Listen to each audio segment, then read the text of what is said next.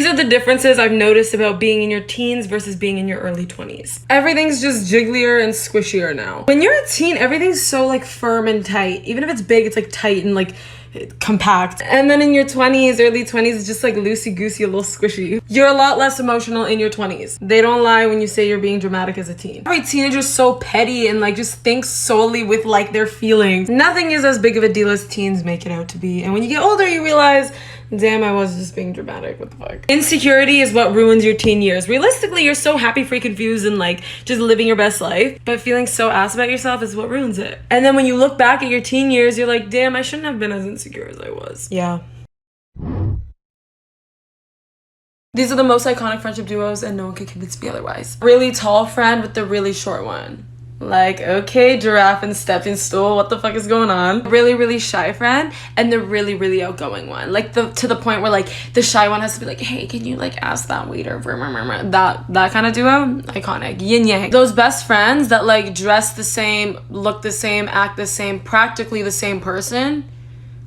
There's a little bit of a rivalry there, but iconic.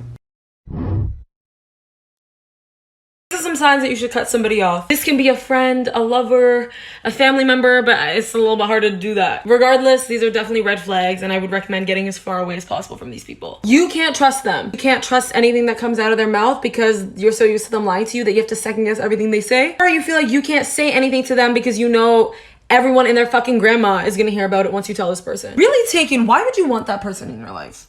Why? You can't be yourself around them. I'll admit, sometimes we just get in our own heads when we can't be ourselves around someone. But for the most part, most of the time, it's a reflection of that person if you truly feel like you just can't be you. It's toxic, it's bad for your self-esteem. You don't want that. They're constantly crossing your boundaries and doing things that they know would bother you. Simply put, boundaries are non-negotiable, and anyone who's crossing your boundaries simply doesn't respect you. Now, we don't tolerate disrespect, right? Bye.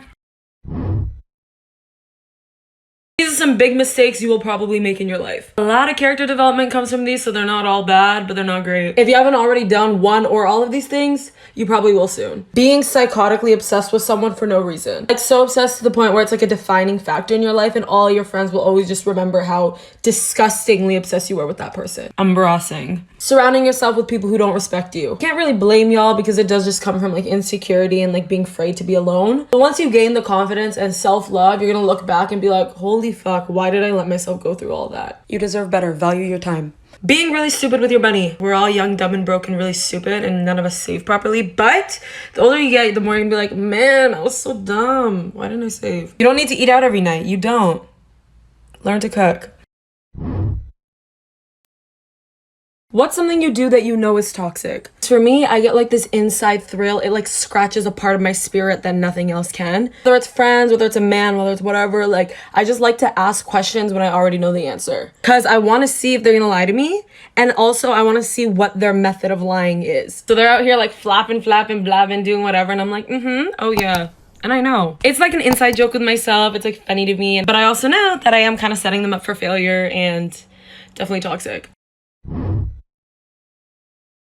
Ladies, these are some things you need to know when it comes to guys. Him watching your story doesn't mean anything. Guys are not as micro-calculated as we are. So if they're watching your story, it's just they're like casually tapping through. That's it. No deeper meaning, unfortunately. Boys are horrendously bad at picking up hints. They just don't see them. So if you want something, you just need to be direct. And every once in a while, they do see the hint, but they just want you to be direct, so they're gonna play dumb. There's a common denominator here. Just be direct. Boys make it extremely clear when they like you. He's texting you all the time, checking in on you, wanting to hang out, planning things for you to do. Wake up call, he likes you. But if you're confused and you're like, oh my god, I can't tell, he don't like you. One compliment goes a very long way. He will always remember that compliment and always think about it, which means he'll be thinking about you. And sometimes that one compliment is enough to make them like you. Quick reminder, if they like you, they will give you all their attention. If they don't, they'll come to you for attention.